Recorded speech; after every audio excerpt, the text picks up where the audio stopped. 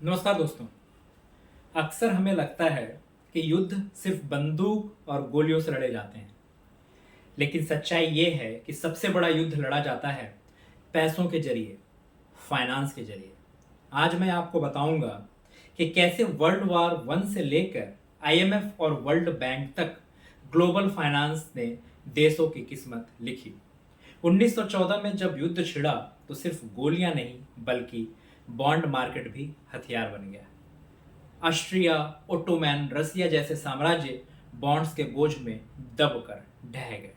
London और New York ने के बैंकर्स ने सरकारों को पैसा उधार दिया और बदले में ग्लोबल पावर शिफ्ट हो गया। युद्ध के बाद जर्मनी पर इतना बड़ा रिपेरेशंस का बोझ डाला गया कि उसकी इकोनॉमी कोलैप्स कर गई और यहीं से हिटलर जैसे नेताओं का रास्ता खुला।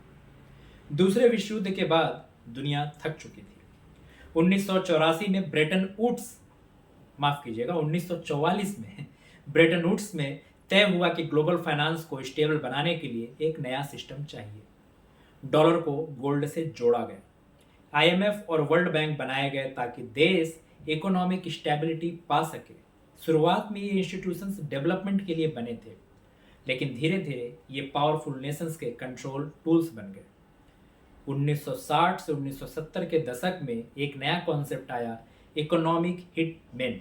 यानी ये सीधे टैंक्स नहीं बेचते थे बल्कि लोन्स भेजते थे। डेवलपिंग नेशंस को बड़े बड़े इंफ्रास्ट्रक्चर लोन्स दिए जाते थे। जब वो चुकाने में असफल होते तो उनकी इकोनॉमी आईएमएफ के कंडीशनलिटीज के हवाले कर दी जाती। पावर प्लांट्स, डैम्स, रोड्स तो बने, लेकिन सॉवरेनिटी गिरवी रखते।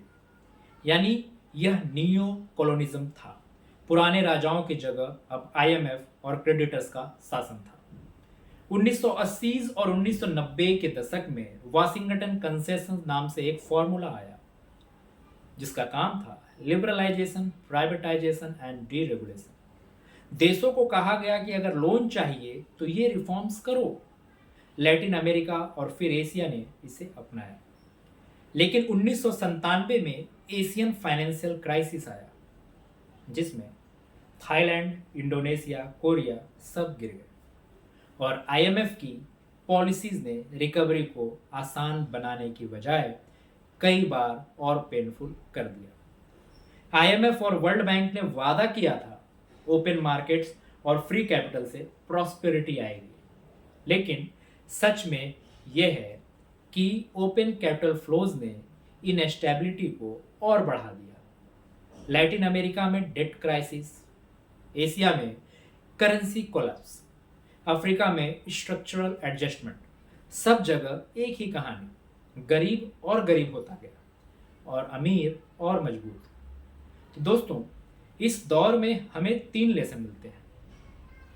वार और फाइनेंस हमेशा साथ साथ चलते हैं। आईएमएफ और वर्ल्ड बैंक जैसे इंस्टीट्यूशंस न्यूट्रल नहीं बल्कि जियोपॉलिटिकल पावर के टूल्स हैं। ग्लोबलाइजेशन अगर फेयर रूल्स पर न टिकी हो तो ये डेवलपमेंट नहीं, डिपेंडेंसी लाते हैं।